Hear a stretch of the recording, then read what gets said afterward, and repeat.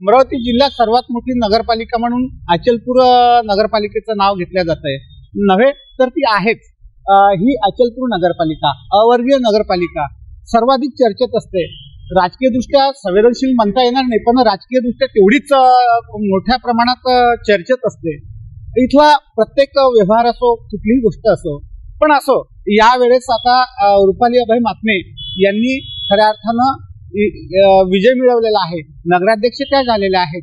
त्या उद्या म्हणजे अगदी सकाळी 10 वाजता 30 डिसेंबर 2025 रोजी त्या पदभार स्वीकारणार आहे. कसा राहील त्यांचा पदभार? प्रत्येकांना उत्सुकता आहे. उत्सुकता यासाठीची की त्या नगराध्यक्षा महिला नगराध्यक्ष पदाचं जनतेतून निवडून येणाऱ्या म्हणून पहिल्या नगराध्यक्ष ह्या ठरतायत. जनतेतून निवडून आलेल्या आहेत मित्रांनो. खऱ्या अर्थानं त्यांच्याकडं बघण्याचा दृष्टिकोन जो आहे मतदारांचा किंवा या इथल्या नागरिकांचा तो खूप महत्वाचा आहे. अपेक्षा लोकांच्या उंचावलेल्या आहेत. इथल्या अनेक समस्या आहेत. पाण्याची समस्या आहे, शिक्षणाची समस्या, आरोग्याची समस्या आहे. या सर्व समस्या घेऊन त्यांचं निराकरण करण्यासाठी त्या इथं या नगरपालिकेचा पदभार स्वीकारणार आहे. पण त्या पदभार स्वीकारताना त्यांचा पदभार कसा राहील? आम्हाला माहिती पडली त्या उद्या दिव्यांगांना सायकलीचं वाटप करणार आहे. पदभार स्वीकारतात त्या इथं दिव्यांगांना सायकली देणार आहेत. मित्रांनो, हा स्तुत्य उपक्रम म्हणावा लागेल. आता इथं दुसरं महत्वाचं आम्ही तुम्हाला घेऊन येतो आहे. ही ती कॅबिन ती नुकतीच म्हणजे गेली काही दिवस काही महिने इथल्या मुख्याधिकाऱ्याकडे ह्या कॅबिनवर मुख्याधिकाऱ्यांचा ताबा होता. परंतु तो ताबा आता त्यांचा सुटताना दिसतो आहे. मुख्याधिकाऱ्याची खरी कॅबिन ती आपण या साईडला बघतो आहे तिथे होती. पण इथे उद्या त्यांची तयारी झालेली आहे. उद्या या कॅबिनमध्ये इथं पाहताना पण आपल्याला दिसते आहे की त्या कॅबिनमध्ये उद्या त्या आपला पदभार स्वीकारणार आहे. दुसरं महत्वाची गोष्ट आणखी सांगतोय, अध्यक्षासोबत उपाध्यक्षाच्या निवडणुकीची सुद्धा चुरस इथं लागलेली आहे. ही चुरस महत्वाची आहे.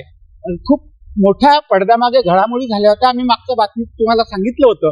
इथे या बातमीमध्ये असं सांगितलं होतं की आपण अस्लम बंजाराचं नाव इथे काँग्रेसच्या उमेदवाराकडून येऊ शकतंय. मात्र ते साप आता खोटं ठरताना दिसत आहे. ते अतः शाह म्हणून काँग्रेसचे उमेदवार इथे उपाध्यक्षाचे उमेदवार ठरू शकतात. जवळपास त्यांचं निश्चित झालेलं आहे.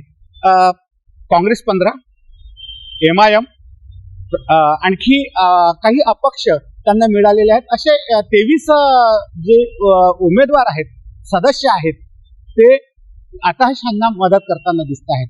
राहिला प्रश्न आम्ही मागेही सांगितलं होतं तुम्हाला, की ते जे यामधून आपल्या कोऑप्शन मधून निवडून येणारे जे सदस्य आहेत त्यांच्यासाठी सुद्धा इथे उत्कंठा लोकांना लागलेली आहे.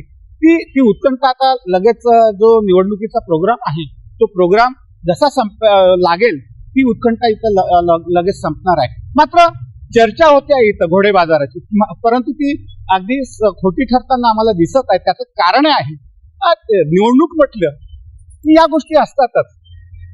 प्रत्येकाला ती अपेक्षा असतंय. परंतु इथं खऱ्या अर्थानं अतः शाह यांनी थोडं बऱ्यापैकी आपलं वर्चस्व इथं निर्माण केलेलं दिसतं आहे. प्रत्येक उमेदवाराला वाटतं, प्रत्येक सदस्यांना वाटतंय नाही निश्चित आपण एवढा खर्च केलाय वगैरे वगैरे काही असं होईल का. परंतु इथे कुठलाही जात भेद धर्म न पाहता इथे अतः शाह हे आपलं उपाध्यक्षपद स्वीकारतील अशा पद्धतीची दाट शक्यता आमच्या आजच्या एक्सक्लुझिव्ह बातमीमधून आम्ही तुम्हाला देतो आहे.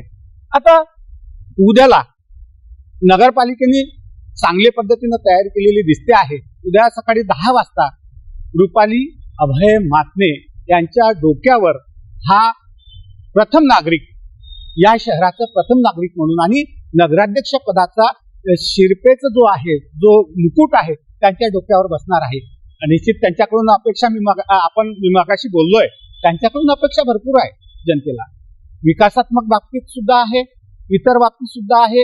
या शहरामध्ये अनेक असे प्रश्न आहेत, प्रलंबित प्रश्न आहेत. त्या प्रश्नाची सोडवणूक त्यांना करावी लागणार आहे. शिवाय त्यांच्यासोबत भाजप केंद्रात आणि राज्यात सुद्धा भाजप पक्ष सत्तेत आहे, त्यांच्यासोबत हा सत्ता पक्ष आहे. मात्र ही नगरपालिका जी आहे ना अचलपूर, ही खूप वेगळीच आहे. इथं इतिहास आहे. कोण म्हणजे 1 वर्षानंतर काय होईल, 2 वर्षानंतर काय होईल, हा महत्वाचा प्रश्न इथं ठरणार आहे. मित्रांनो, तुर्तास आम्ही आजच्या दिवशी इथं थांबतो आणि उद्या थेट नगरपालिकेतून आम्ही पदभार स्वीकारतानाचं आणि लोकांचं काय मत आहे, निवडून आलेल्या सदस्यांचं काय मत आहे, हे आम्ही तुमच्यापर्यंत निश्चित घेऊन येऊ. निवडणुकीची प्रत्येक बातमी आम्ही तुमच्यापर्यंत घेऊन आलो आहे, प्रत्येक अपडेट घेऊन आलो आहे. पुढेही आम्ही तुमच्यासोबत राहू. निश्चितच तुमचा सहकार्य, तुमचं साथ आम्हाला सातत्यानं मिळते आहे. आमच्या चॅनलला आपण सबस्क्राईब केलं पाहिजे. मित्रांनो, तुमचं प्रेम आम्हाला अखंड आणि निरंतर मिळत राहील.